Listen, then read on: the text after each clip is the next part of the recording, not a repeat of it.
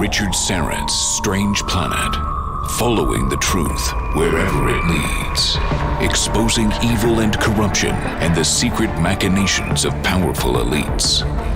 Revealing the high strangeness beneath the surface of our supposed reality. Coming to you from the Great White North and his studio beneath the stairs. Here's Richard.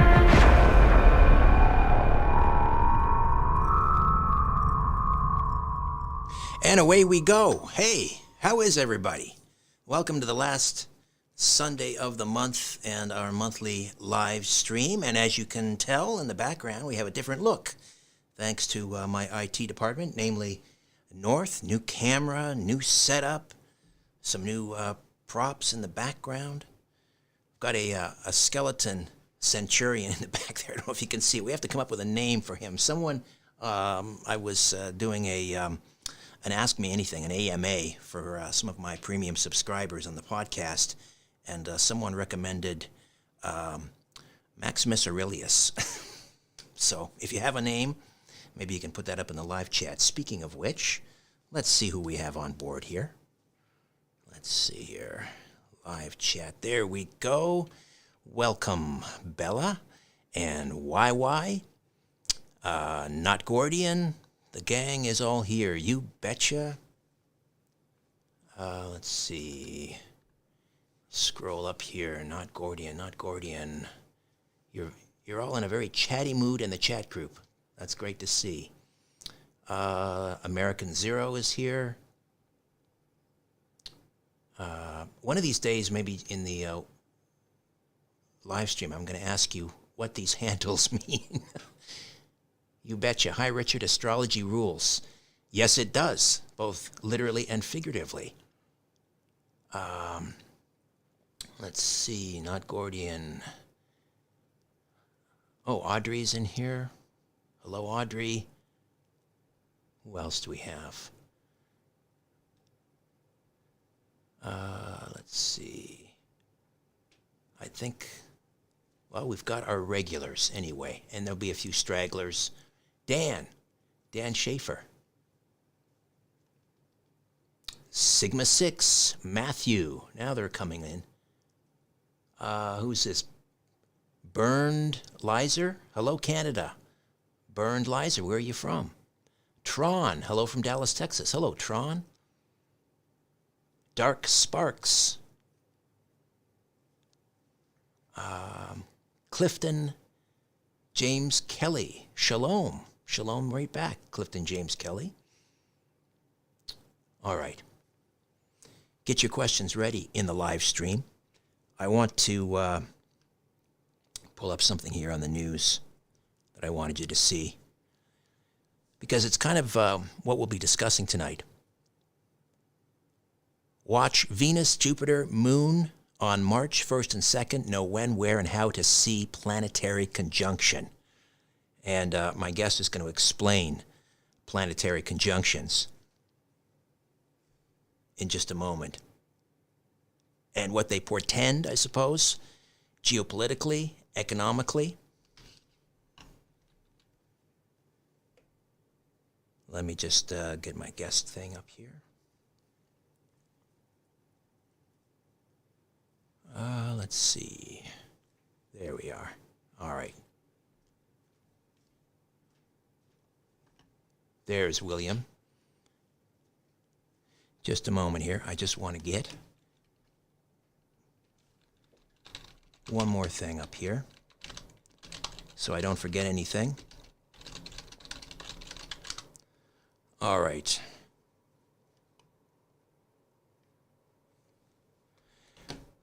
William Stickiverse has a broad scope of political, economic, psychological, spiritual, and metaphysical knowledge.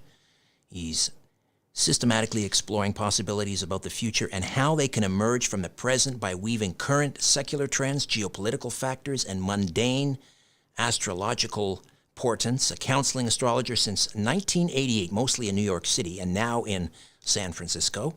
William Stickiverse is well-versed in psychological, horary, electional, medieval, and Renaissance branches of astrology, certified in astrocartography. He's lectured for the National Council for Geocosmic Research, American Federation of Astrologers, the Astrological Society of Connecticut, the San Francisco Astrological Society, and in Germany, Romania, and Japan. If I had 3 hours, I might be able to work through his entire resume. Incredible. William Stigavers, welcome back Hey, to Strange Richard. Planet. How are you? Richard, thanks for having me on the show. I mentioned the conjunction that's coming up. Let me just get that up here again. Oh, never mind. It was the conjunction of the Moon, Venus, and Jupiter. That's happening, or at least it's visible in the sky March 1st and 2nd. Let me ask you a question. Does it matter? Is the impact of a planetary conjunction only in effect when it's visible, or during the entire extent of the conjunction? I would say during the entire extent of the conjunction. However, the significance of planetary conjunctions depend on the specific planets involved.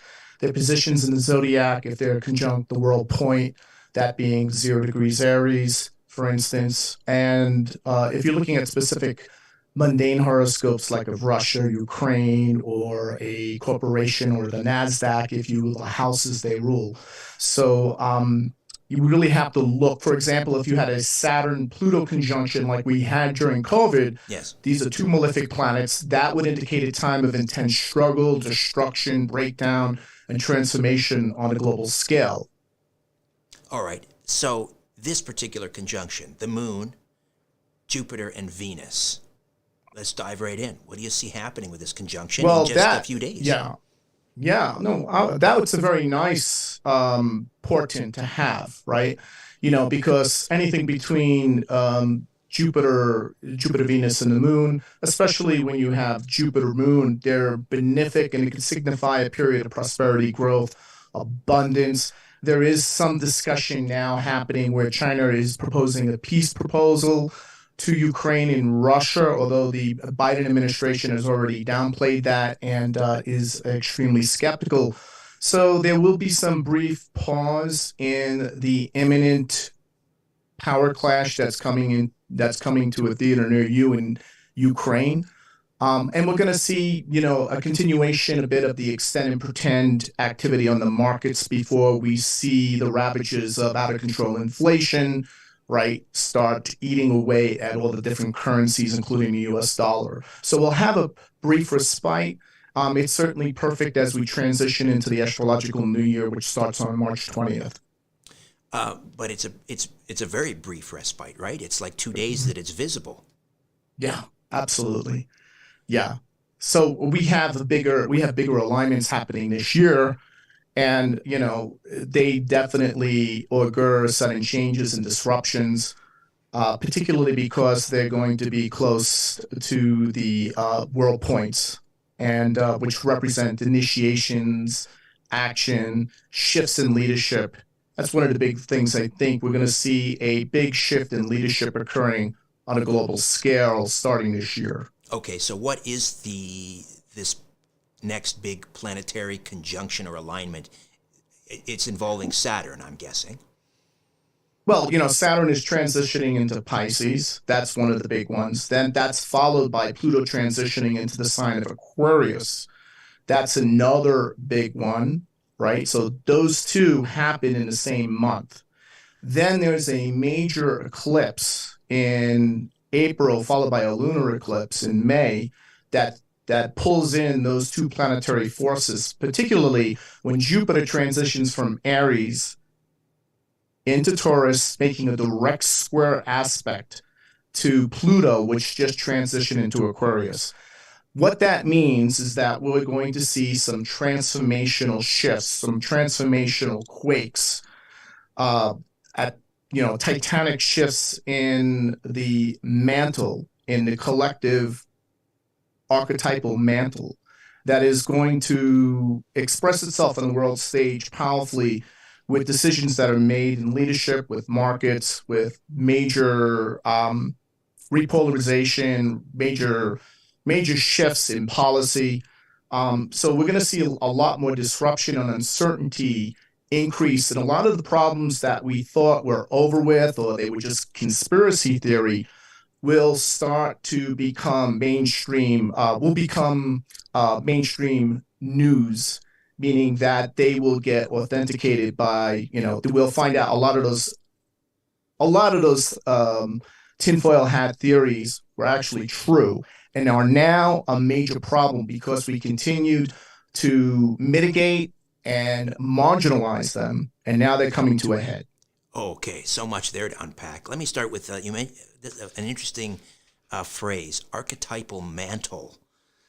We're going to see cracks in the archetypal mantle with this conjunction that you mentioned.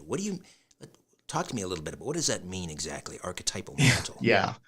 Well, a lot of that has to do, you hear these days quite a bit of talk about the American Fourth Turning, which is based on an historical seculum that goes all the way back to the War of the Roses in Great Britain, before it was called Great Britain.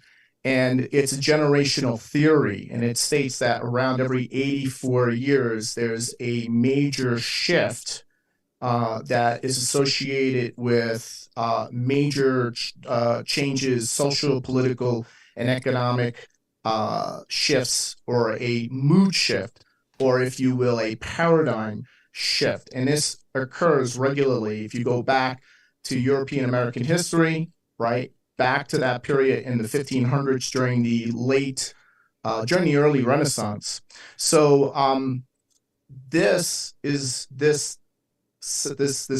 this generational theory that was published in 1997, basically touches on, right, is an articulation, if you will, an academic articulation of the archetypal forces that are operating within the global collective, right, that astrology can accurately measure and determine how those archetypal forces will express themselves in terms of a shift in the mood, in the sentiment, in the perspective that will shift, that will basically make dramatic shifts in terms of large scale or global behavior.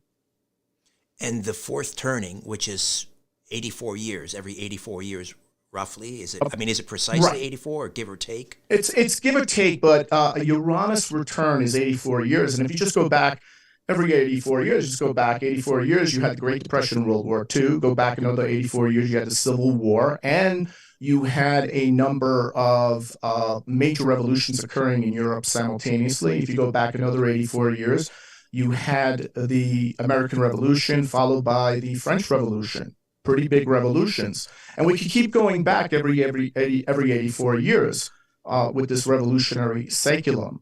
So when, the fourth turning is here, I believe Neil Howe is coming out with a book with exactly that title.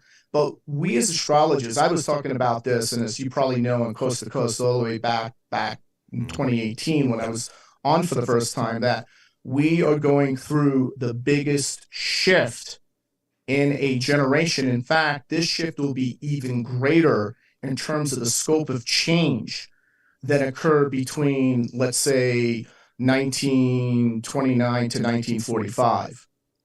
Wow. It could be positive or negative, right? Well, it's always positive, Richard. It's just that, right? It's like when you go through puberty, there's a lot of drama that's going on internally and externally, right? But it's ultimately more or less, most people get through it, right? Although there is high suicides that occur during that period. We do know this, right? But more or less, 99%, 98% of teenagers, children will go through adolescence and come out all the better for it, right? It's a coming of age moment for them. It's a coming of age moment for our civilization. Now, when you say it's positive in the end, I mean, there's a period of tribulation, but it works out in the end. But one could ask, works out for whom? So, for example, we have these two titanic competing forces right now. We have the globalists, and we have those that stand for the nation state and individual freedoms.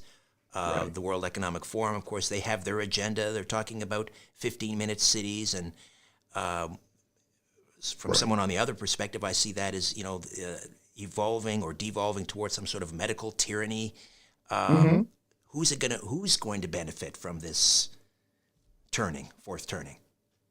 Yeah. So I would say one of the big game changers that's going to throw everything off, and we'll get to the fourth turning in a moment because I have a lot to say, is the fact when Pluto goes into Aquarius, because that is very much connected with what? AI, right? Also, Pluto's transition into Aquarius correlates with the growth and development of the American Empire. Every time Pluto changes signs, the American nation state becomes larger and larger and bigger and bigger. For instance, Pluto went into Aquarius, the 13 colonies became independent. Pluto went into Pisces, the next sign, Louisiana Purchase. Pluto went into Aries, the next sign, acquisition of Texas, New Mexico, Arizona, California. Pluto in Taurus, Western continental expansion. Pluto in Gemini, Pluto, Puerto Rico, Guam, America, Samoa, right? So we have Pluto in Cancer, Virginia Islands, right? Howland Islands, U.S. military occupation of Germany, Japan, Italy. Then Pluto in Leo, that happened right after World War II. Hawaii, right? Marcus Island. There was and we had 880 military bases worldwide.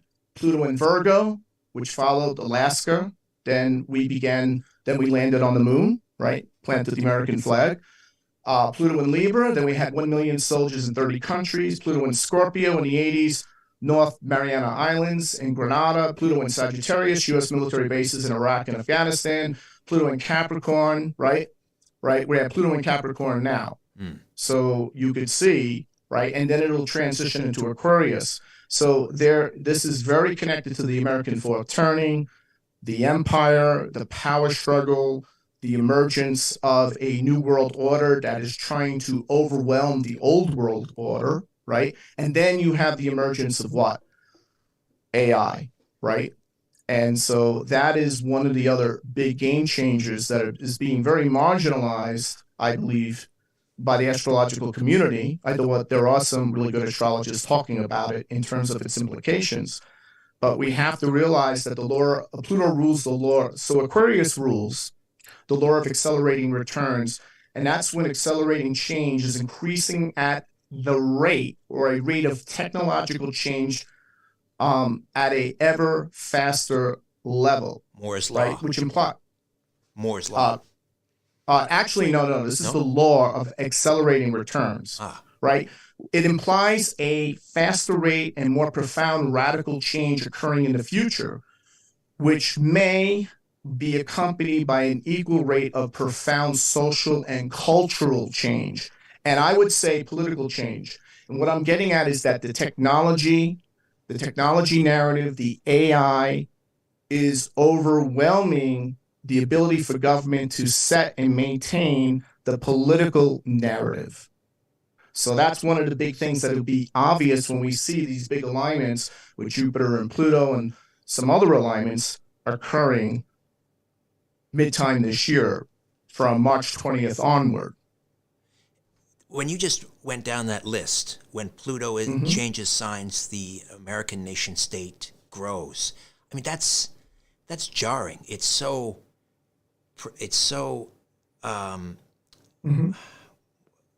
what's the word I'm looking for? I mean, it's like it's mechanistic. It's almost. Yeah. It's like a machine. Yeah. So the big issue now is does America, now you have to remember one thing. When's the last time we saw an empire, a republic, if you will, that lasted for about 600-700 years and then went through a Pluto return? Rome. That was the Roman Republic. Went through, right? And what happened? It became a full-blown empire. So it was a democratic republic for all intents and purposes. And then it had a moment where it transitioned into an empire during its Pluto return. And then the following Pluto return, the Roman Empire, right, its first Pluto return, correlated with the crisis of the 3rd century that had global impact, even to China, when the empire went through this tumultuous internal power struggle. So at that time, the empire decided we have rivaling nations that are now testing us. So either we're going to survive as an empire, right? Or we're going to survive or die, right? So this is exactly the same situations. And many historians have written books that the American empire is really the Roman Empire. In fact, the Roman Empire did not call themselves the Roman Empire. They called it the Republic. We're a democratic republic. You can look this up. The emperors in their speeches says, I'm the president of the Senate. I'm the emperor, but the president of the Senate. I believe in democracy. And they acted like a very brutal empire, especially to, the people that they would conquer and enslave and made them part of their society. So the U.S. is going through this change, and we're looking at exponential change. We're not looking at the type of change that most people have taught about, what we learned in school, which would be the incremental type of change, but we're looking at exponential change. And that is part of what this Pluto in Aquarius, along with the Jupiter, one of the big things is Jupiter is going to be squaring that Pluto. So Jupiter amplifies, it expands, it puts it on steroids, if you will. And we're going to see that play out in a big way. So it's going to be like phase 2, go big or go home. And that's going to apply with industry. So there's going to be a creative, a death, creation, destruction, right? Like the god Kali, right? There's creation, destruction. It seems bad, but it's really good. We're going to see the death of currencies. We're going to see the death of anything that's unsustainable, untenable, that's lived out its life, that's past its peak, that's past its prime, including people who are sitting in heads of government are going to take a fall, including corporations. Like 45% of all the companies on the S&P 500 are zombie companies. So we're going to see a great destruction. And it's already started. I mean, if you look at the fact that in November of 2021, we had gold, bonds, not just Bitcoin, everything took a massive hit. We never seen, right? We lost how much? We lost 87, I forget the number here, 87 trillion of assets got destroyed last year, and yet the world is not even in a recession. Destroyed or transferred? Deny it. Sorry, destroyed or transferred? Destroyed. The wealth destruction that occurred last year was greater than 1932 at the beginning and outset of the Great Depression. That's a fact. You can look that up, right? So we're seeing here now phase 2 step in, where we see too big to fail corporations, too big to fail banks, too big to fail countries, too big to fail institutions, too smart to fail Wall Street. All of that is going to go through this death destruction process. And the power brokers of organized political parties, right, who basically are pushing through their policy through executive orders because they don't really have a strong coalition like you see in Canada, that's beginning to break down. So it's not just internal power struggles, it's internal power struggles. And a lot of people have just lost. They're not aware of what's really going down with this, right? They're living day to day, and we're always looking for the positive. But I just want to emphasize before we go any deeper, this is all really positive because the consequences of and the shenanigans and using, let's say, the use of massive leverage and naked shorts in markets, all of that stuff, the crony capitalism, the type of where you have a deep state that has hijacked not just the United States, not just Canada, but has hijacked nearly every major nation state in terms of pushing down policies and putting us on the verge of World War III. That is all going to be exposed. So the revolution, Richard, is just starting.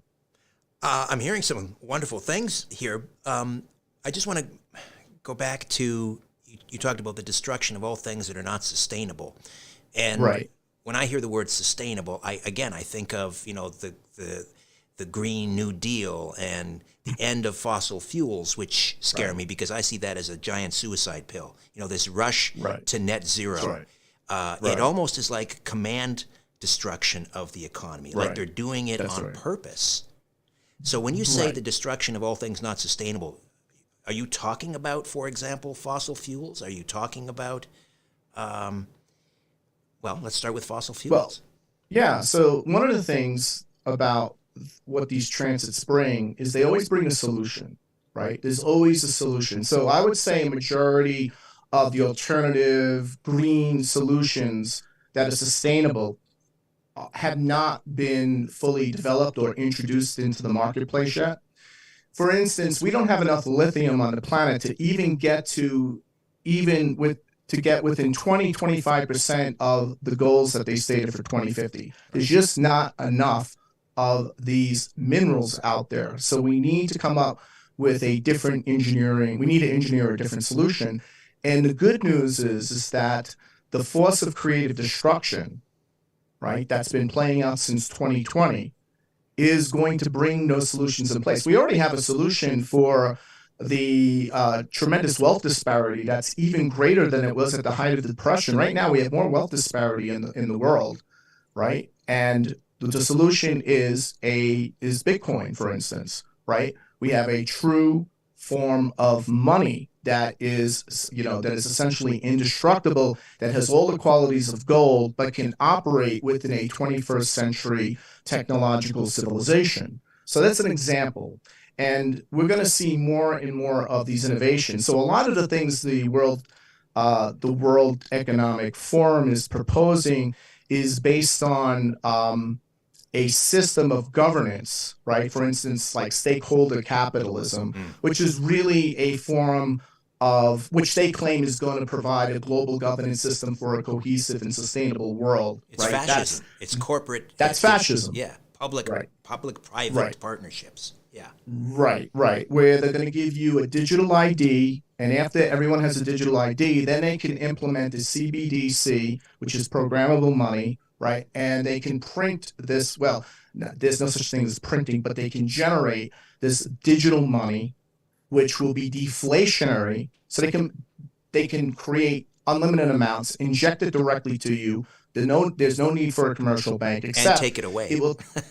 They can take it away, but more importantly, there'll be a timer on it. They'll say, in order to make sure this never turns into an inflationary currency, because inflation destroys governments along with currencies, as history's shown. And generally, when you see Pluto shift signs, that's when it happens. That's when we have inflationary crack-up boom events, which we're pretty close to having. So what they're trying to do is implement this new order in order to maintain, in order for the 1% who controls the planet, who controls Wall Street, right?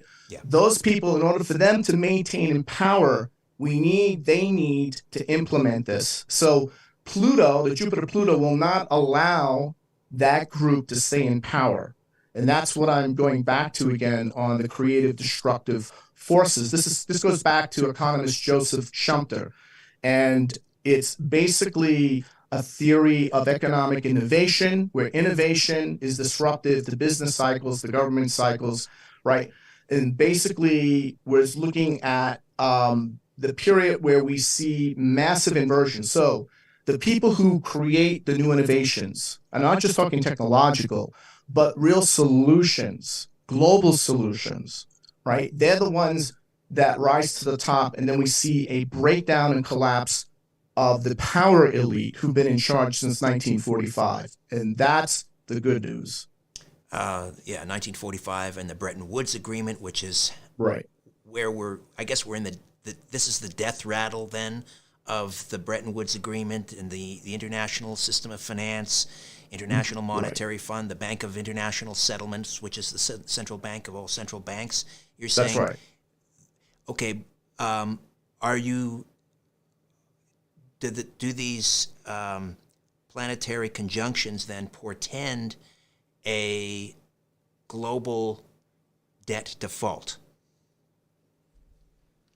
Yes, they do imply that. Now, the debt default will correlate with debt defaults happening with currencies throughout the world. It may not be the U.S. defaults because it has the world reserve currency status, and the powers that be want to continue that, although that's no longer sustainable for many reasons, right? They want to continue that until they're ready to introduce this new world reserve currency based on the stakeholder capitalism model.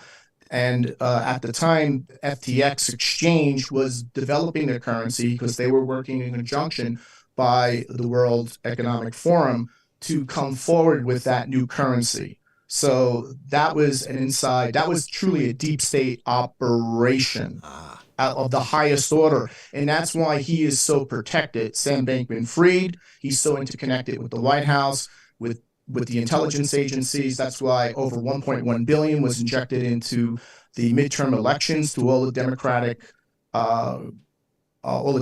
candidates, right? Basically fraudulent money. And when that collapsed, that was a massive setback for the World Economic Forum. A lot of people don't realize that. Amazing. So they had plans. They were going to roll it out fast and see what happened. The planets came to our rescue. The archetypal forces came to our rescue because it wants to move us into a radically different world than the vision that the deep state globalists and the, represented, which have their party every year in Switzerland, right? It has a very different set of ideas. And nobody can really tell you how this is all going to end up or how it's all going to work out. We just don't know. However, the revolution is just getting going, and people are waking up to this. I think this is like 1963, and the Beatles are about to arrive. I love that analogy. So 1964, February 12th. That's so right. We're about a year and a bit. That's right. There's no going back. Right. So that's the type of black swan. It's not a black swan where it's, a global inflationary crack up boom, although that could happen. I must say that to everyone. Yeah. Right. But at the same time, the black swan, just like the Beatles, which galvanized the 60s counterculture revolution and led it, right? Nobody saw that coming. Nobody.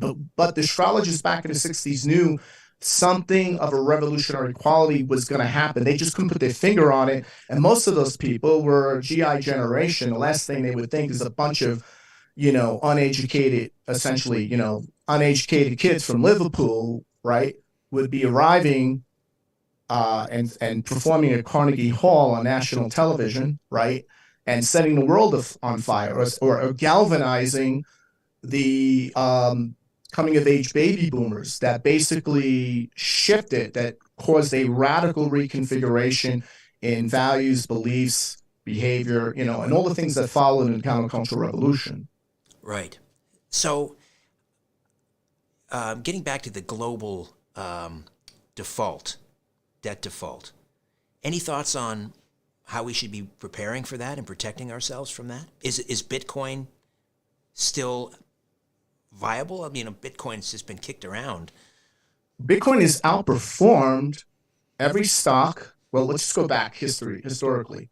So Bitcoin's outperformed every stock, every bond, every precious metal, everything, right? Since 2011. Since 2011, actually since 2010. So if you go from 2010 to present, that's about 13 years, it's outperformed. Now, this year alone, Bitcoin's outperforming the stock market, the bond market, it's outperforming gold, it's outperforming real estate. So it continues to outperform. If you just go back 3 years, it's outperformed all of those. No matter what you invested in, if you invested in Tesla, if you went to a hedge fund with your $50 million of liquidity and you said, listen, beat Bitcoin, that's your total goal, they would have failed, and they did fail miserably. Nothing can beat Bitcoin. Bitcoin continues and will continue as it's now becoming the world reserve currency. And that's something I predicted back in 2010. I published this. It's all verifiable if you go back on the internet. I was probably the first astrologer on the planet not only to buy Bitcoin, but use the astrology that drove my decisions on Bitcoin. And Bitcoin is, if for all intents and purposes, the Beatles of 21st century finance. It's here to stay. Oh, it's here to stay, and it's just taking off. Right now, I mean, it's on the verge of having the total market capitalization of all the silver on the planet.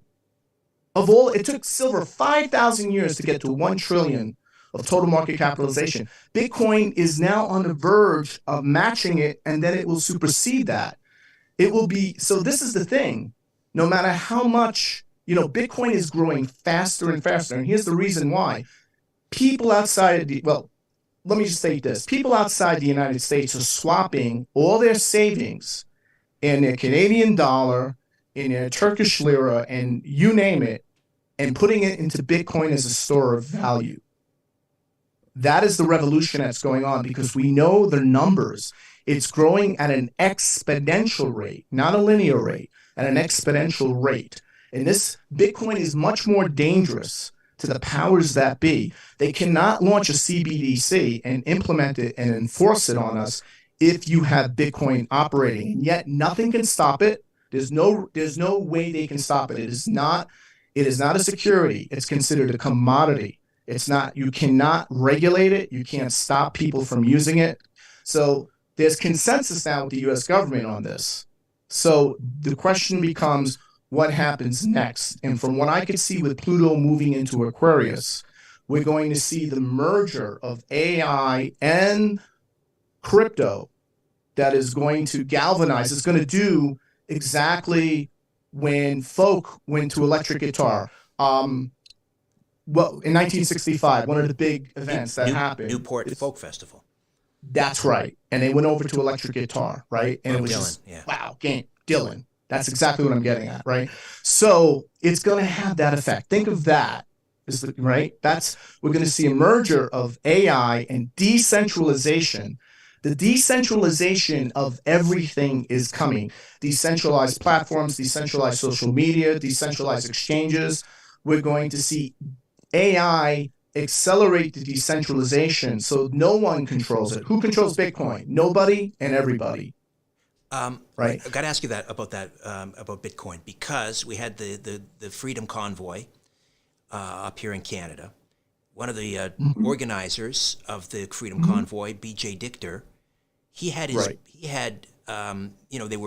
was a GoFundMe. The government forced GoFundMe to turn that money over.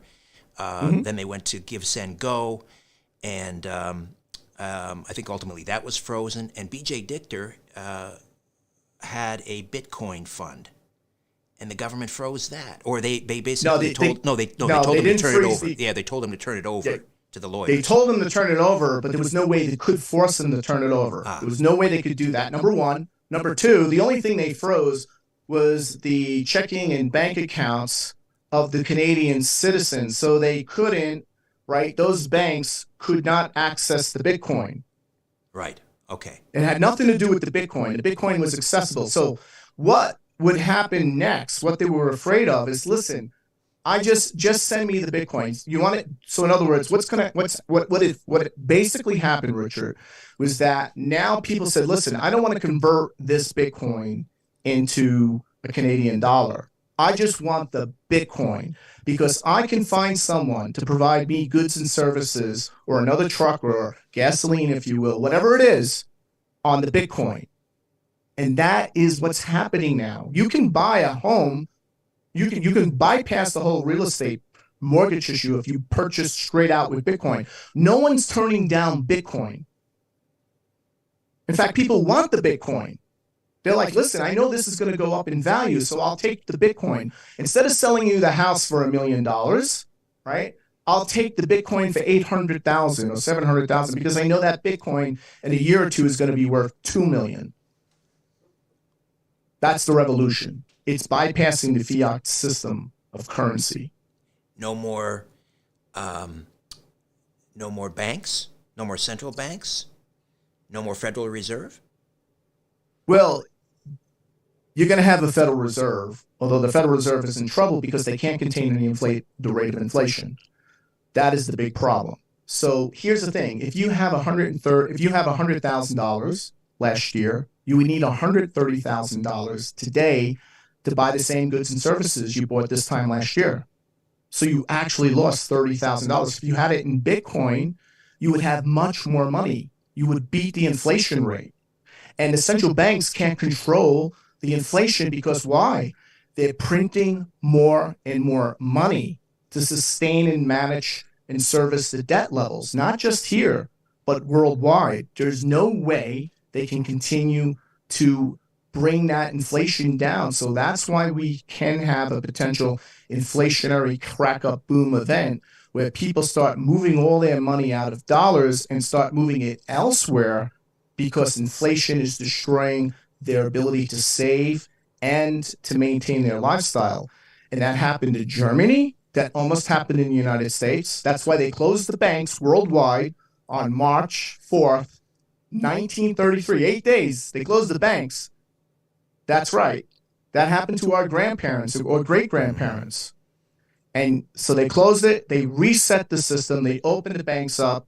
Their gold was confiscated if they left it in the bank, right? And people were forced to turn in their gold. Many people did, some people didn't. So that just happened, what, 84 years ago?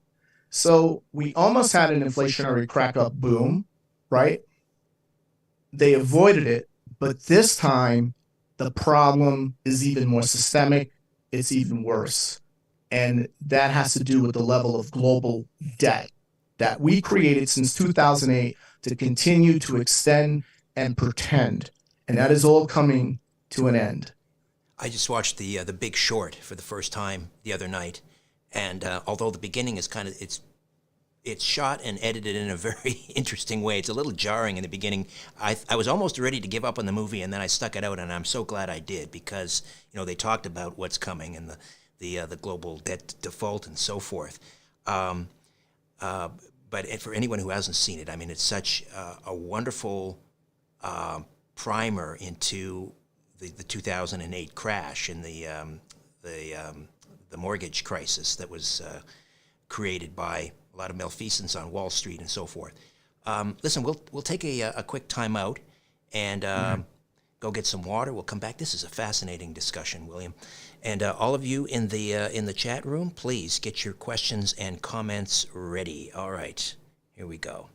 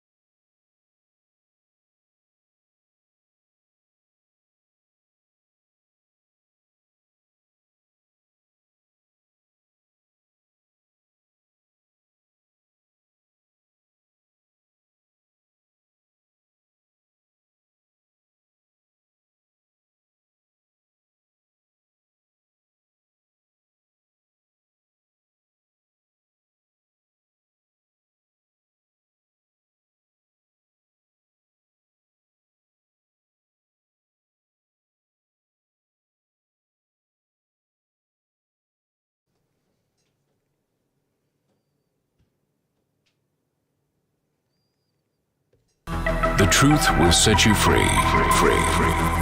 But first, it will really tick you off. Welcome back to Richard Syrett's Strange Planet. All right, we are back. William Stickovers is with us, and this is an amazing conversation. I anticipated as much. It was in the stars. And we were talking about astrological predictions, geopolitical, economic. William, I want to get to artificial intelligence because, quite frankly, I mean, it chills me when I'm reading about things like this ChatGPT. And I was on Coast the other night during an open line segment. Someone called in and said that he was writing a book using ChatGPT. He wasn't just sitting back and letting the ChatGPT do everything. He was kind of guiding it. But the idea that, let's face it, it's kind of its infancy, artificial intelligence. And then we have these search engine bots on Bing that almost seem as if they are developing self-awareness or consciousness. Maybe it's just an algorithm that creates the appearance of self-awareness, but who could tell? One chat bot was telling this user that he should leave his wife. Another one was threatening to reveal nuclear codes. I mean, are we approaching like the AI singularity? I'm frightened, quite frankly. Yeah, absolutely. I mean, we are approaching. We're like in the preset first generation disruptive generative AI singularity event. And that really becomes much more impactful and obvious when that Pluto in Aquarius ingress occurs, which happens to be on March 23rd. So March 23rd, Pluto goes into Aquarius, and again, it's a sign that focuses on innovation, technology, social reform is all amplified. So we're going to see AI making a direct impact on that. And so the type of AI, at least the AI we'll be experiencing over the next several years, could be referred to as generative artificial intelligence. And it's going to pose the same level or inflict the same level of economic disruption and economic devastation on the upper middle class, suburban elites that was suffered by the outsourced blue collar working class through globalization in the early 2000s. So all those people that got outsourced, right, who got impacted by the outsourcing, were all industry in the West, went to China, and then people with a blue collar people basically represents the biggest disruptive impacted demographic. That's now going to happen to white-collar workers, upper middle-class, suburban elite families, as we see this disruptive generative AI. So it's going to rock policymakers, and the problem is that they don't know it yet, but they're going to know it. And so we're going to see that because the Chat GPT 3.5 is going to be upgraded to 4.0, which will have 100 trillion different connections in its neural network that will be integrated live on the internet, which will have oracles giving it data constantly. And it'll get smarter and more connected and it'll be interconnected with all our devices worldwide. And so that goes live sometime in May when Microsoft fully integrates ChatGPT 4.0, which hasn't been released yet, into its entire technological ecosystem. So everyone who has Microsoft products will be integrated automatically. So what are you saying? Embrace it? It may be disruptive at first, but we should embrace it because, when we heard about self-driving cars, and something like 1 in 6 people in the United States, anyway, maybe it's North America wide, work either as drivers, bus drivers, chauffeurs, truck drivers, taxi drivers, Uber drivers. 1 in 6, 1 in 5. Those jobs will be gone, never coming back. Anything that can be replaced by a robotic will be. There's a McDonald's that's fully automated in Germany. There's not a person on site.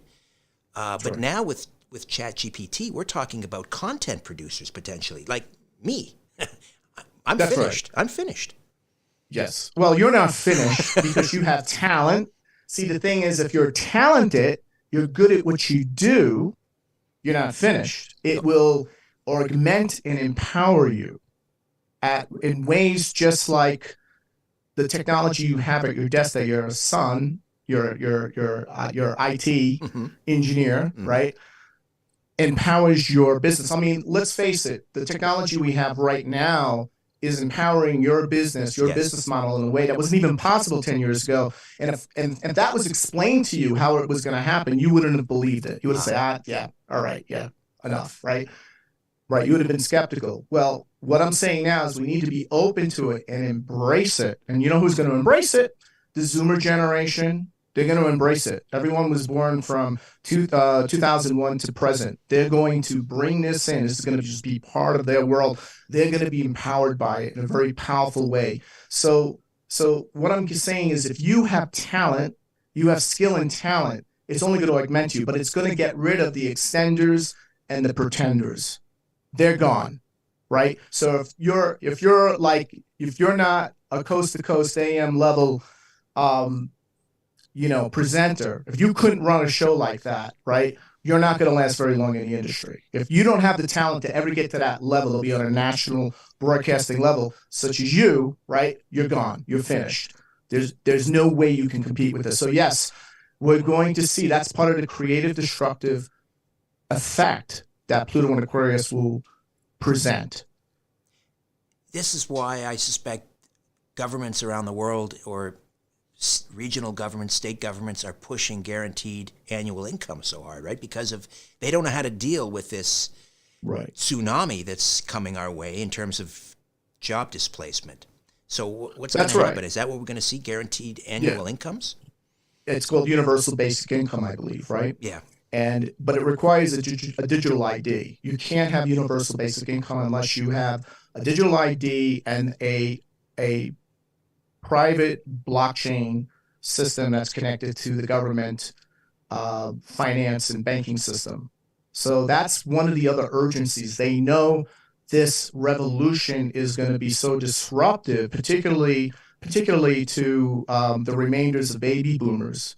So the baby boomers, this is going to be equivalent. Let's just put it this way. There's a lot of blockbuster video entrepreneurs, corporations, small businesses that are going to be blockbustered by this technology. And just to give you an idea of how fast this happened, Blockbuster Video peaked in terms of its stock and in terms of the number of blockbusters worldwide, blockbuster videos worldwide in 2011. What happened by 2013? They were gone. All of them except one, I believe, in Portland, Oregon. Yeah. Right? Gone fast because of the new technology of streaming. And now streaming is destroying Hollywood. There is going to be, we'll have movie theaters still, but it'll be just as many movie theaters as there's like operas, like as ballet. How many ballet and opera houses are there in Toronto? Or record stores. 1, 2, record stores. 1, 2, right? So this is what's going to happen, and it's going to happen fast. And so the boomer generation is going to be pulverized by this. And this is part of the American fourth turning. Every generation that goes through, one generation will take the sacrifice, take the hit. And that's the other big thing. And here's the reason why that's important. The reason why that's important is because the boomer generation refuses to step down. They do not want to retire, right? Right? So they were the ones that galvanized technology in a way because they embraced it when the Uranus-Pluto conjunction occurred in Virgo during the 60s counterculture revolution, which was a very technologically fortuitous period in our history, right? TV went color, right? It was a whole set, everything shifted and changed. The integrated microprocessor unit was developed. We went to the moon, all that stuff, right? So they're the ones, they're very reluctant. They don't want to step down, but they're going to be forced to. And this will be one of the reasons, right? So their worldview will be insufficient in terms of their leadership, right? You're seeing this happen with Disney, the baby boomer CEO, right? He's not going to be able to cut it. That's why Disney's in trouble. What's happening in the White House right now, right? That's why we're in trouble. So all these older boomers, because it's not so much the chronological age issue, it's the paradigm age issue, the paradigm, the beliefs, the values, the paradigm that they operate in will be shaken and disrupted in a way that was very much equivalent to the lost generation back in the 1880s, who were impacted very hard by the Industrial Revolution. So, well, I guess I'm the last gasp of the boomer generation. It's from 40. Is it 45 to 64? Actually, the boomer generation ended at the time that JFK took office. So if you're born 1961, right, prior to 1961 to 1945, you would be considered a boomer. Okay. So technically, I'm not a boomer then. All right. No, you're a Generation Xer. We always have a leader. Every generation has a leader. Right now, the leader of the Gen X's happens to be Elon Musk. Mm-hmm. Right? Yes. And the millennial generation is being led by Zuckerberg. He's not very popular, though. So, the Generation X is like us, you and I, we're fiercely independent and extremely critical thinkers. And we're very, we're tech savvy, but we're not tech dependent, unlike the millennials. And we have a much more pragmatic worldview on politics, on finance. And we take quality of life over social status, right? So Yes. we have a very different hands-on approach to problem solving than the boomer generation. So we're going to see that all really play out, because when Pluto goes into Aquarius, the Generation Xers become the prophets. That's part of, so they become the prophets. Prior to the transition, right? The baby boomers were the prophets. They were the leaders. They could tell you where it was going to go, where it was going to be, and they were right. Now the Gen Xers take that role. Here's the problem. The baby boomers are not going to listen, and the millennials are not going to listen. And the people who have the solutions to this crisis are going to be the Gen Xers. That's just the way it works. What do the planetary alignments portend for culture? Things like political culture, things like individual freedoms. Because I'm concerned about millennials and Gen Z, I guess they call them, and they have, I think, a rather cavalier attitude towards things like freedom of speech, freedom of mobility. What do you see happening in terms of individual liberty going forward? Well, we see the destruction of individual liberty since COVID, right? And it seems the difference between the millennials and the boomers is the millennials have decided to stay home, right? They're certainly so I go back to this term.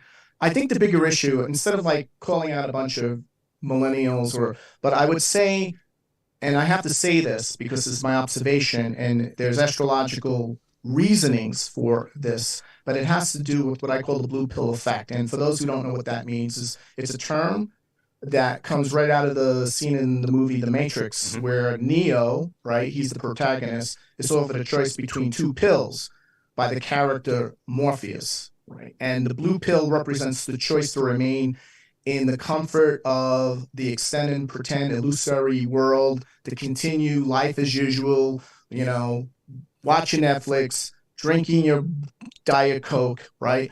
And the red pill represents the choice to face reality, explore the truth, embark on a potentially difficult and painful journey, to stick it back to the man, to question the enforced policies, the top-down policies by government. So when someone says they've taken the blue pill, it means they've chosen to remain ignorant and complacent and avoid confronting the truth of the uncomfortable realities that's encroaching around them. And it's often used to describe a situation where someone is unwilling or unable to confront a difficult truth, right? Such as rights, personal rights, and instead choosing to maintain their current perspective or beliefs. And that's what I believe the biggest issue that's impacting our population, but more particularly the millennial generation. And I believe that's going to be something that comes to a head this year. Comes to a head this year. Yes. Can you elaborate a little bit more on that? Well, I believe that, for instance, Mark Zuckerberg has been, the vanguard, the leader of the millennial generation, but we're seeing how much of how Plutonian, right, he really is. We're going to see how unsavory and Plutonian is his tactics, where he basically provides a service for free, where he takes your data and then he sells it to private institutions and to the government, right?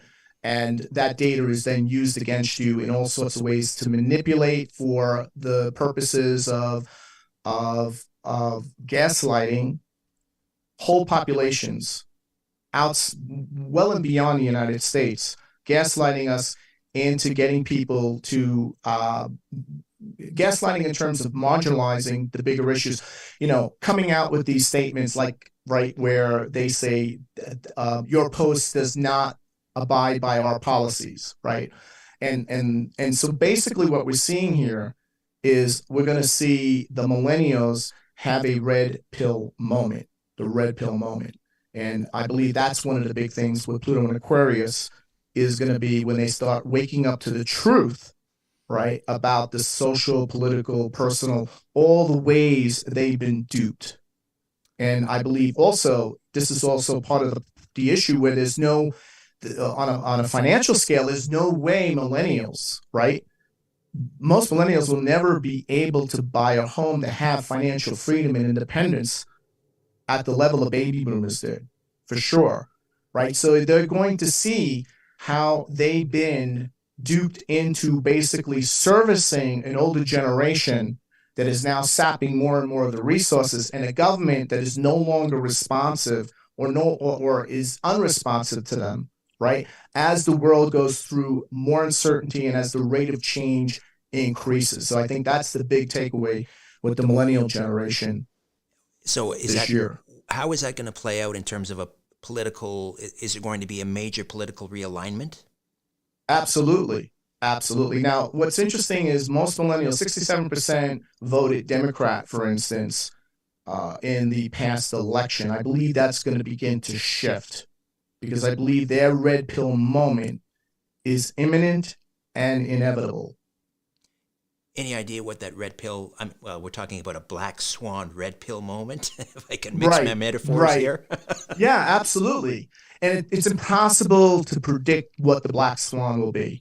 We just know there will be a black swan moment. I mean, for the boomers, what was it? It was Kent State. I believe it was Kent State was the moment when that was it, right? We don't trust anyone over the age of 30, and they came out with and they not only were they making these statements, they were taking action on a massive scale. Right. The My Lai massacre. Correct. Seymour Hersh exposing that.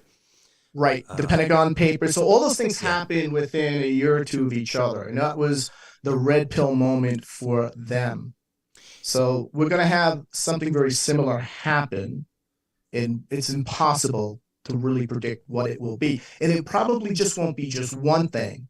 It probably won't be just one thing, but it'll be that one thing, right, on top of two or three other things that happen very close to one another that will be the straw that broke the camel's back for that generation. William, I want to take a moment and just talk about some of the courses and things that you have available on your website. And can you bring us up to date and up to speed? What's happening? Yeah, I do what we're doing here twice a month with my Global Transformation Astrology membership. People can go to gta.williamstickevers.com. I give these in-depth presentations. We cover everything. If you're a blue pillar, right? If you think, I just want to hear happy stuff and I don't want to know anything bad, then this group is not for you. But if you want the truth, you want to see, and I make predictions. I make plenty of predictions, and we also track those predictions, by the way, right? We see which ones came true, which ones didn't. And it's very interesting, but if you really want to see in terms of what mundane astrology is portending, so you can make informed decisions about your own life, then this is a group for you. And I also created a crypto group, right? Because I had many people all over the world saying, William, you need to talk about crypto and you need to using your financial astrology capability and apply it just to crypto so you can help guide us through this transition. So I have that crypto group as well. Give us the website and also the group that you meet every twice a month. Sorry. Yeah, it's Global Transformation Astrology, and it's gta.williamstickevers.com. gta.williamstickevers.com. GTA, yeah. Got it. All right. Let's see. Where did I want to go to next? Oh, a red pill moment. Mm-hmm. So up here in Canada, I don't know if you've been following. Well, I know you follow everything. Up here in Canada, the Liberal government is in some more trouble because our intelligence group up here, CSIS, have leaked a document which reveals they briefed the Liberal cabinet before the 2019 election. Right. There were certain Liberal candidates who had ties, close connections to the Communist Chinese. This is really starting to gain some traction. Even let's call it the liberal media, the legacy media, which typically support Trudeau, are saying, you can't lie your way out of this one, Trudeau. And he's being adamant that he's not going to call for an official inquiry into these allegations. So I suppose that could be a red pill moment. Down in the States, this is just brewing now. According to some, I don't know if these are leaked court documents, but there's a case underway in Arizona where Katie Hobbs, the newly minted governor, along with her husband and I believe maybe even the attorney general, are being accused of basically taking bribes from a cartel, a Mexican drug cartel that was formerly run by El Chapo, and then I guess laundering that bribe money through fraudulent mortgages and deeds and so forth. Could this be that red pill moment that we're talking about? Yes, and this is a prelude. This is a prelude to the fugue of the red pill moments we're going to be having all throughout the year. I mean, Canada Canada is got some major issues. One of the big issues with Canada is the fact that you got a very small, unpopular coalition and a was your prime minister, right? Yes. Is pushing through policy through executive order, right? Through emergency powers. That's essentially how he's operating, because you can't operate a government when you have a minority, right? In terms of minority backing you. The only thing really backing Trudeau is the deep state. Canada has been hijacked by the deep state. The purpose being that they want to implement a lot of the policies being pushed by the World Trade Organization and other organizations, World Economic Forum, where Canada will be the model for that, just like California has been the model for the United States. So where you're going to see that. Now, all of that's going to come to a head, no doubt, because transiting Jupiter is going to be conjuncting the Canadian ascendant right on its natal Neptune. There's a number of other big transits, such as transiting Uranus right on the Canadian Pluto. So we're going to see a major political tumult with the government. So basically, we're going to see is a series of power struggles emerging, political and social schisms that are going to emerge in a very powerful way. So Trudeau's not going to be able to contain this, but he's going to triple down because he has the backing of the deep state. He has the backing of the media, which is basically controlled, right? Has been hijacked. You're really talking about plutocracy, the implementation of plutocracy, which is really at stake here. So the Canadian Constitution is up for grabs, and an unprecedented watershed moments are going to be happening very soon in Canada. It may not get played out as much as it would here in the United States, of course. And I also see the issue of splitting I see Canada still very ideologically, culturally split. Either that gets worked out, or I possibly see a portion of Canada wanting to merge with the United States, right? So we see the French-speaking part and the English-speaking part. Yes. I'm seeing that schism come to a head as well. Yes, certainly there are rumblings out west with Alberta and Saskatchewan. They've both enacted something called like a Sovereignty Act. So if there's any federal laws that they feel impede on provincial jurisdictions, then they will negate them through this Sovereignty Act. And there's definitely, and that's just the beginning. Yeah, there's definitely a separatist move or a mood out west. Right. Trudeau will go down in flames. That's my prediction, everyone. He's going to go down as one of the worst. I mean, I don't know if he'll be the Jimmy Carter of Canada, but, something like that. In fact, I think Biden's going to be worse than Jimmy Carter when it's all said and done, but we can talk about that later. Well, there is a secessionist move in the United States, too. Two different types of secessionist movements. You have states wanting to stay within the Union, but counties within those states wanting to break away, like what is happening in Oregon. A huge swath of Oregon wants to join with Idaho, and then you have a different type of secessionist movement, like in Texas, where the whole state basically wants to get out of the Union. Right. Where do you see that going? What are the? I don't see that going anywhere. I get that question all the time, and I have Texans telling me, "You don't know, William," and I was like, "No, I do know. That's not going to take hold. We're going to see." We're seeing the collapse of both the Democratic and Republican Party. And what's happening here is we're seeing a breakdown of the federated economy, right? So we're going to see state rights, all of that come to a head. But I don't see the type of civil war that many astrologers are predicting for the United States. I do not see that at all. I do not see that type of civil war. But we do see states asserting their power against the federal government. And generally with Pluto in Aquarius, we see more decentralization occur in governance than centralization. So Pluto and Capricorn, centralization, top down, Trudeau, whatever he says you got to do, doesn't matter if there's a minority, he gets elected, he's impugned, he's above the law, right? That type of thing, that's all collapsing, because when we go to Pluto in Aquarius, we see different provinces, sectors, states, if you will, whatever. They develop their own currency, digital currency, that people can pay their state taxes with. For instance, that's happening in Texas. That's happening in Wyoming, for instance. So we're going to see more of that, where there's technological solutions to these workarounds. You're going to see a lot more of that. I don't see it coming down to a all-out, 1865 civil war, nothing like that. But I do see secessionist movements happening. We're going to see succession. We're going to see Northern Ireland merge with Ireland. We're going to see a lot of secessionism happening in Europe.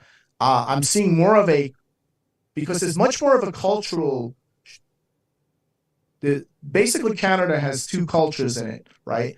And it's not just because they speak a different language. And I think that's a much bigger problem. But here in the United States, we don't have much differences in culture anymore. Very little difference now.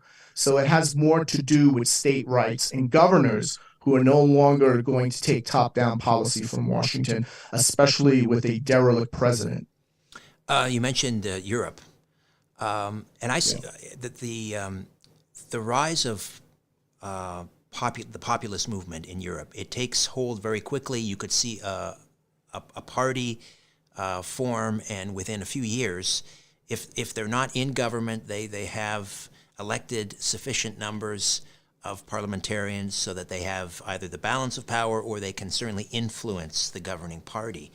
It happens there so quickly for a number of reasons. But do you see the end of the European Union happening anytime soon? Well, I believe the European Union's collapse really comes down to the European Central Bank, right? And that is really going to be the reason why we see a dissolution with the Union, especially when Italy is on the verge of leaving, which is the third largest member of the Union. If Italy leaves, which it could, it would be the instant end of the European Union. There's no way France and Germany could keep it contained. So I see that situation. It's been unfolding really since 2011, if you think about it. Certainly since the second Greek bailout, nothing's really been resolved, right? Oh, by the way, did you know they closed the banks, right, in Cyprus during that second Greek bailout? They closed banks. They took half the money. They opened the banks up a week later, and then after they took was actually 38%. To be honest, 38% of your money was taken, and you could only take €300 out a week for several months in a row. I don't know how long. It was nearly 6 months. That's part of what a bank bail-in was.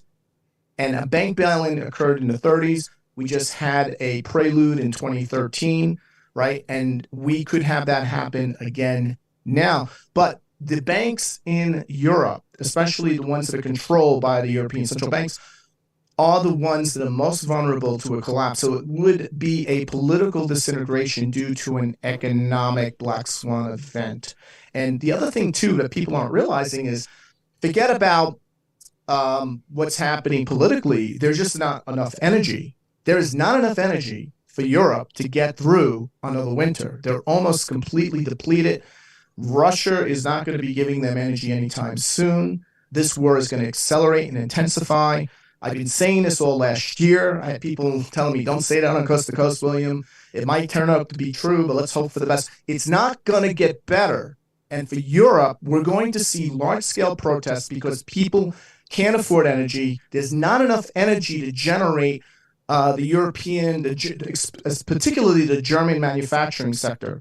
They don't have enough natural gas. They don't have. So we're going to see something very similar happen like we saw happen prior to the rise of Adolf Hitler, right? Which was basically economic devastation. So the Eurozone or the euro is only being propped up by the US dollar euro swaps, right? And so as the rate of US inflation increases, the rate of inflation for the euro increases, and this is exacerbated because the amount of energy Europe needs, the Eurozone needs, and Britain would include the UK in that, there's just not enough without Russia.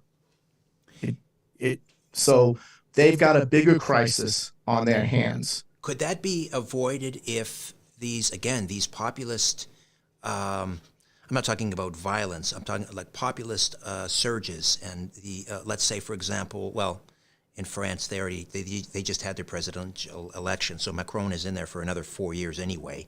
But in other places, Holland, Spain, they all have elections, I think, coming up. Finland, that this energy crisis will again create another political realignment. You'll have more conservative populist, sort of nationalist governments that will then say to Ukraine, make a deal because we need Russian natural gas. Could that avert this catastrophe in the Eurozone? Could, but the problem is the United States is so powerfully influential that the United States could basically tell those individual countries, we'll just turn off your accounts, just like Trudeau turned off those Canadian trucker accounts. He couldn't stop the Bitcoin, but he could stop the accounts that are connected to the Bitcoin, for instance. So the United States has the power to turn off the money for any country, for any corporation, instantly on a dime. Should they go against U.S. policy, right?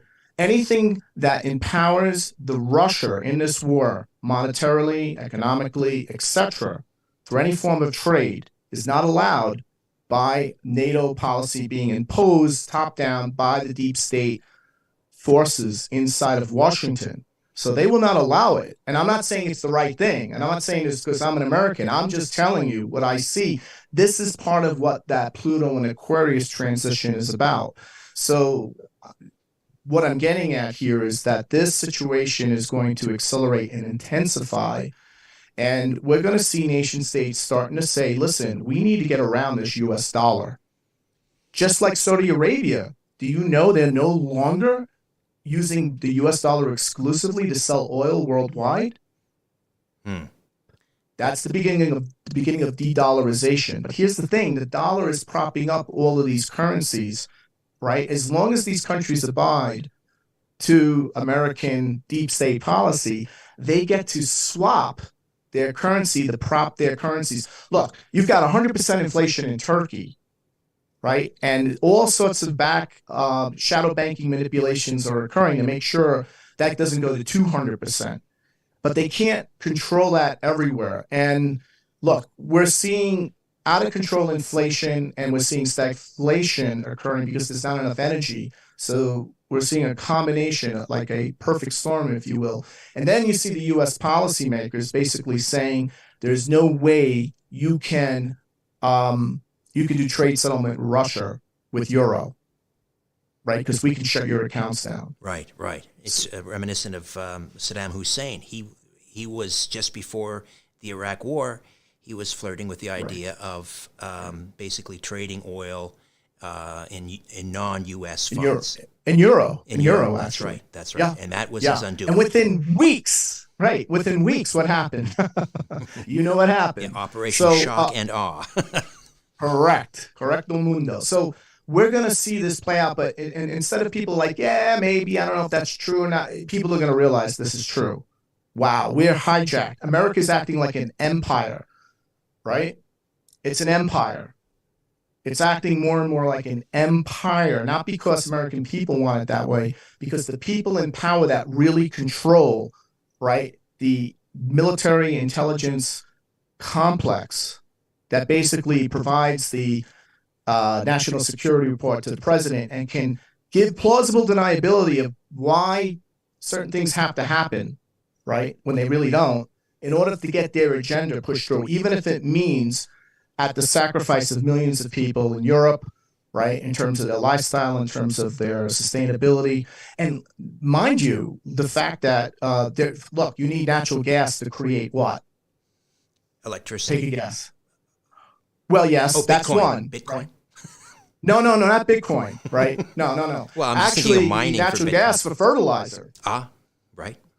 So if the amount of fertilizer in the world has been cut down 50%, there's only a few places in the world where you have fertilizer being made. So you could take fertilizer and seed, put it in the Sahara Desert, and if you could irrigate it, you could have a tropical rainforest within several months.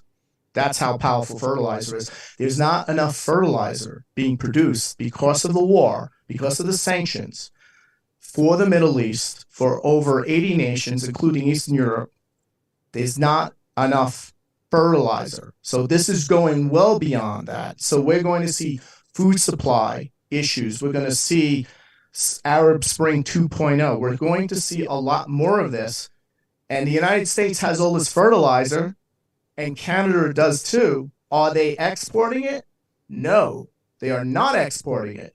The amount of exports have actually decreased, even though the United States has enough fertilizer to feed the whole world, right? That might be part of what the solution, but before they implement that solution, they're going to want their pound of flesh. They're going to want compliance. So look, they're playing a very dirty game, and the planets are showing it's going to expose the crony corruption. It's going to expose the deep state, right? But the plausible deniability of the blue pill folks who still vote, right, for the same party no matter what, the blue pillars, is the bigger problem, right? It's not a lot of these. Look, we're going to see a breakdown of that, but that's the biggest problem. We still have people that still believe what the BBC says, or CNN, or whatever national, or NPR.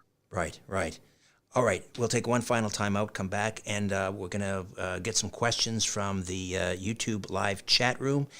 So get your questions ready for William Stickevers back with more of Strange Planet, our Sunday live stream.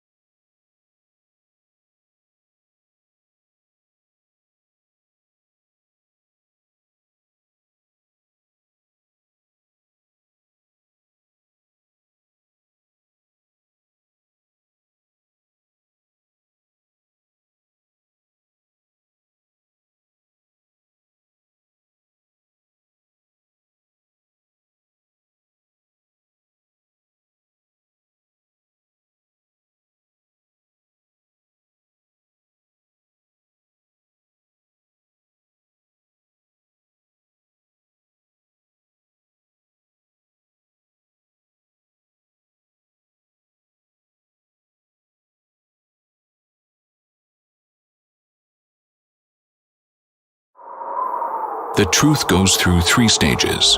First, it is ridiculed. Second, it is violently opposed. Third, it is accepted as self-evident.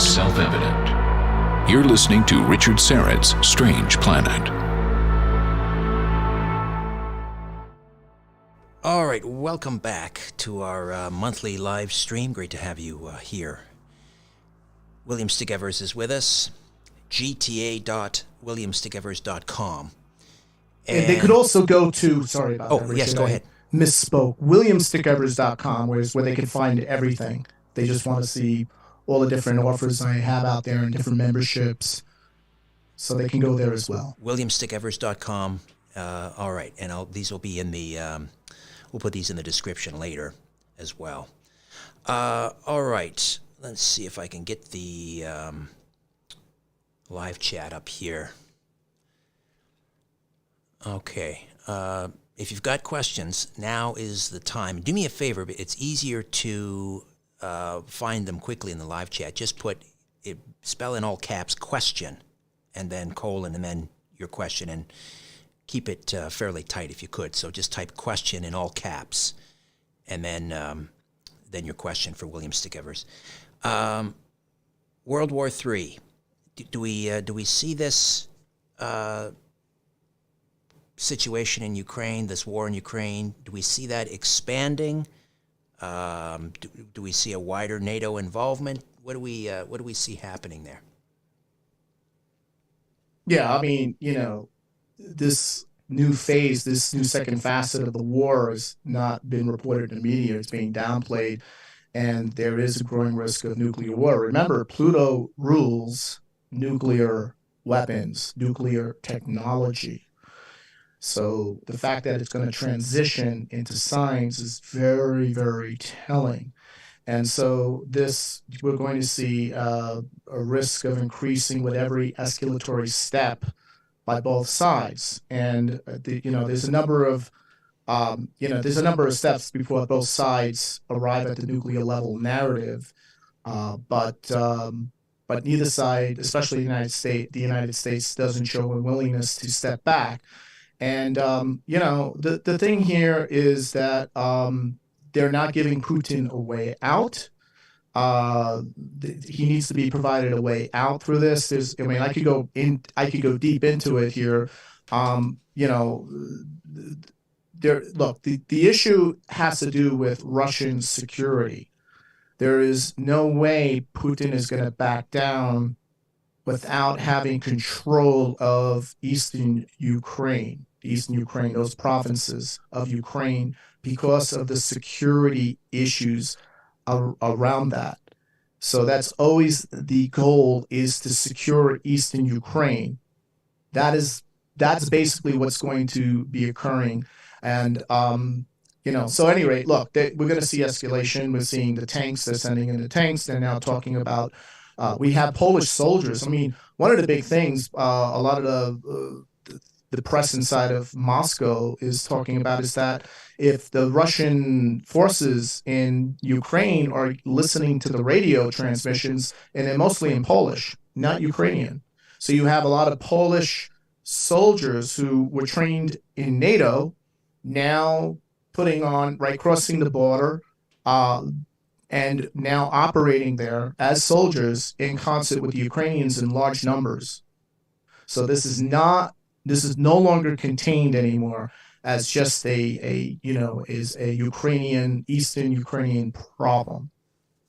What are you looking for in the stars or in the planets that will be an indication of whether World War III, although some argue we're already in World War III, now we're talking about fifth-generation warfare, but I'm talking about exchange of nuclear missiles. What are you looking for in the stars that will give you an indication whether that's going to happen? Yeah, so there's a number of alignments that correlate with that. Most importantly is the Thucydides trap indicators. So there's periods in history where you have a dominant power that is being challenged by a rising power. And that rising power has the potential to have an equal level of power or supersede it. Historically, going back to the 1500s, 16 times that this has happened, 12 times resulted in a what we would call a global conflict, an intense global conflict. And that was avoided with the collapse of the Soviet Union in 1991. Now we're seeing it with the rise of China. And so what we look for is major planetary, outer planetary alignments that occur during these periods. And we are in a Thucydides trap window right now, where the rivaling power to the dominant hegemon is now aligning itself with the former rivaling power, right? So the former rivaling power to the United States was the Soviet Union. So you see Russia and China are now merging their forces diplomatically, politically, financially, trade-wise, right, at every level to take on U.S. power. And this is happening when we see these larger outer planetary alignments. This all really started back in 2017, right, with the Uranus-Pluto alignments, followed by the triple Jupiter-Saturn-Pluto triple alignment in Capricorn. That was followed by the Uranus-Pluto square alignment. Now we're coming up with the Jupiter-Pluto square alignment and the forthcoming Saturn-Neptune alignment on the world point in 2025. So what I'm getting at here is that we're in this Thucydides trap window. This is the American fourth turning. If you go back to every American fourth turning, there's always a major war, a major conflict. So we have several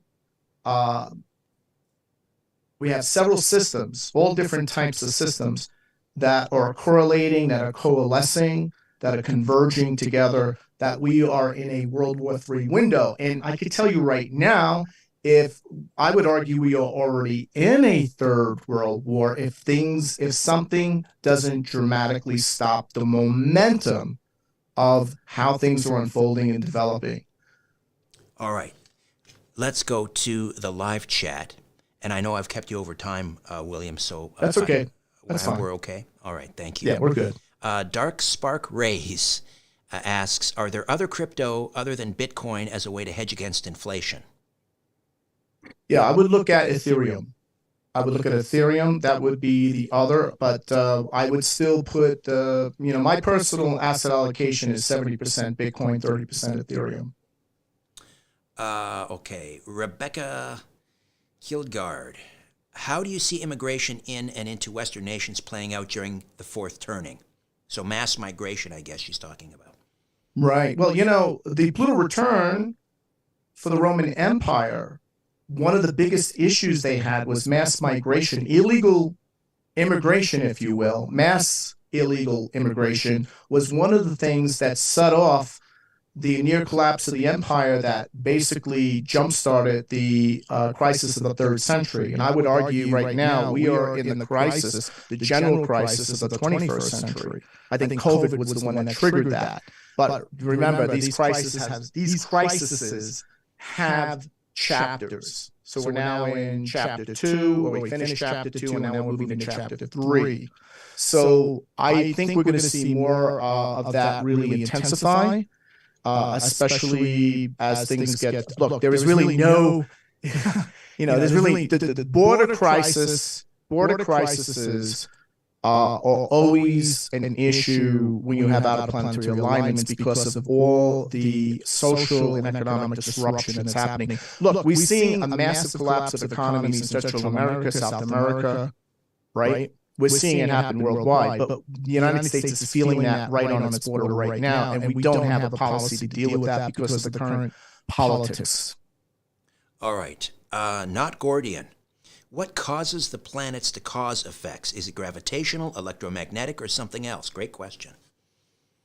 Yeah, I mean, this is one of the things what makes astrology work, right? And so astrology doesn't... Okay, so first of all, astrology is not based on a physical model, right? It's based on the tenet of the Hermetic axiom from that which is below is like that which is above, and that which is above is like that which is below, to perform the miracle of the one and one thing. So meaning that we live in a cosmos, we live in a universe that is pervasively informed and integrated through this active presence, or this invisible ordering principle, if you will, that operates throughout the underlying matrix of all creation, meaning that everything, for all intents and purposes, is a different vibration of consciousness.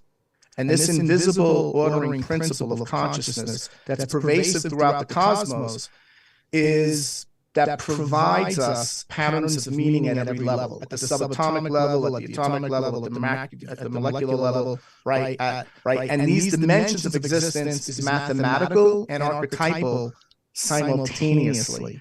And then the planets represent the archetypal processes, and its movements in the universe can be measured mathematically. And this supports the correspondence, or the explanation, I should say, of the correspondence between the celestial bodies and human existence, right? In terms of how the celestial bodies impact human behavior, and how the creative intelligence of the cosmos informs, right, everything that informs, because it's through how this intelligence, this matrix works. It's pervaded by patterns of meaning at the order, at every level and dimension of existence. So that's how astrology works. We live, really, we're in a sea of consciousness. Everything is conscious. In fact, the argument is that everything is a form of light, right? You could say matter is a form of frozen light, and this is now being discussed by physicists. So really, the planetary positions in a person's horoscope indicate the cosmic state of the archetypal forces at that time, just like they are pervasively forming and informing the state of the world, the collective consciousness at that moment in time.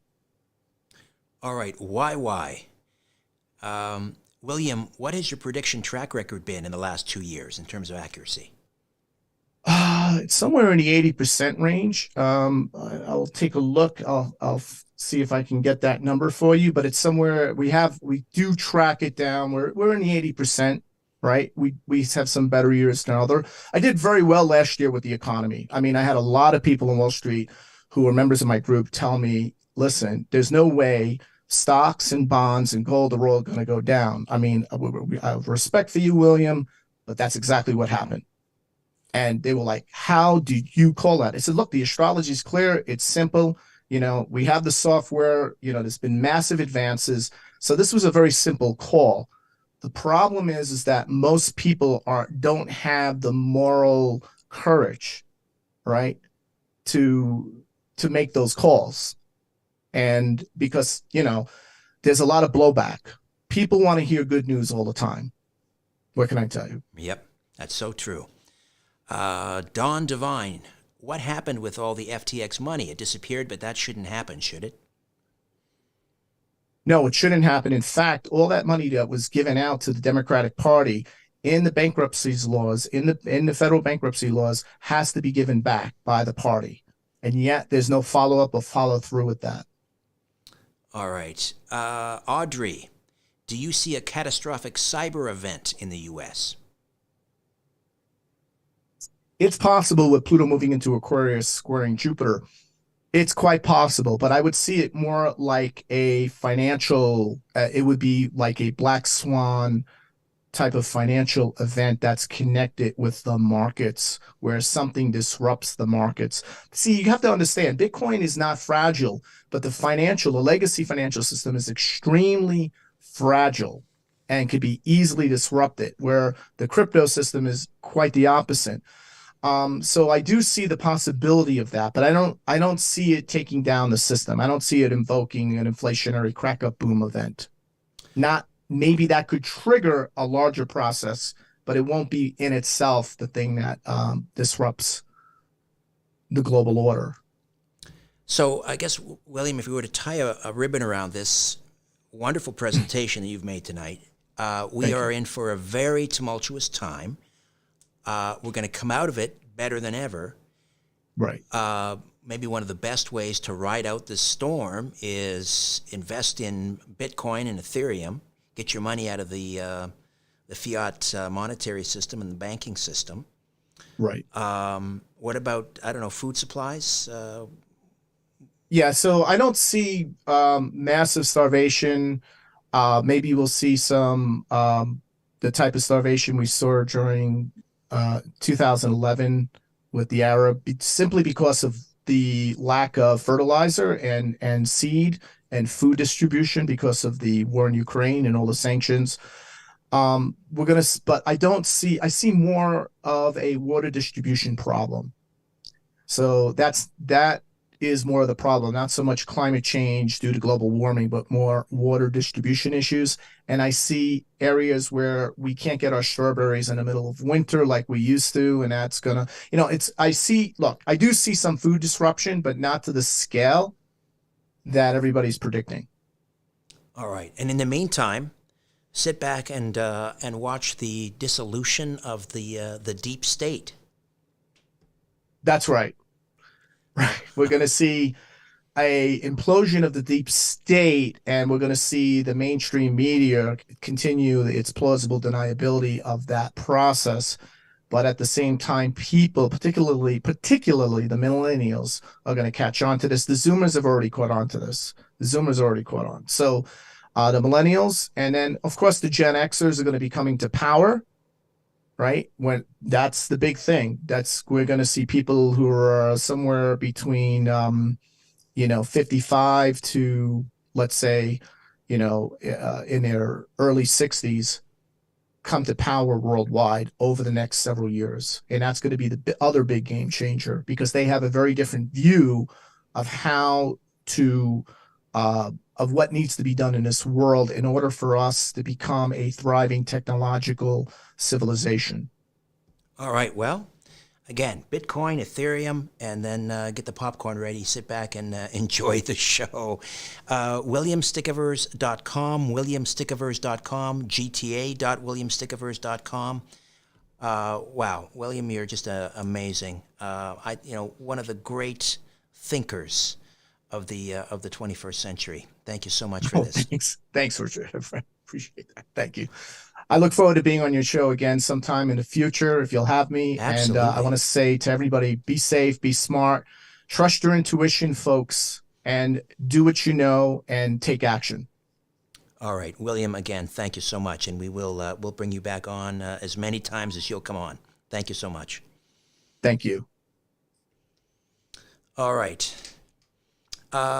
Let me just put this screen up here for a moment before we say goodnight, because I just wanted to acknowledge our wonderful supporters who support the YouTube channel through. Let me just. There's a couple in particular I want to mention, and that is everyone on the screen, of course, thank you, but also Deep Paul and Tim Sullivan. Deep Paul and Tim Sullivan in our Star Chamber tier, and that's patreon.com/Strange Planet, patreon.com/Strange Planet. Deep Paul and Tim Sullivan, thank you so much for all that you do as well. All right, that's it. Back next Sunday, sorry, not next Sunday, next month, the last Sunday of the month. And, let me just get this up here. We'll have another live stream for you, 8 o'clock, and look forward to seeing you. In the meantime, of course, don't forget the podcast. strangeplanet.ca is the website. You can stream episodes right there. New episodes drop every Monday, Wednesday, and Friday. You can also subscribe. Again, strangeplanet.ca. All of my coast-to-coast appearances, upcoming coast appearances, they're there on strangeplanet.ca. If you want to get deeper into the podcast and become a premium subscriber, you can do that as well at the website. All right. Thank you all. God bless. Be well. And we'll see you next time.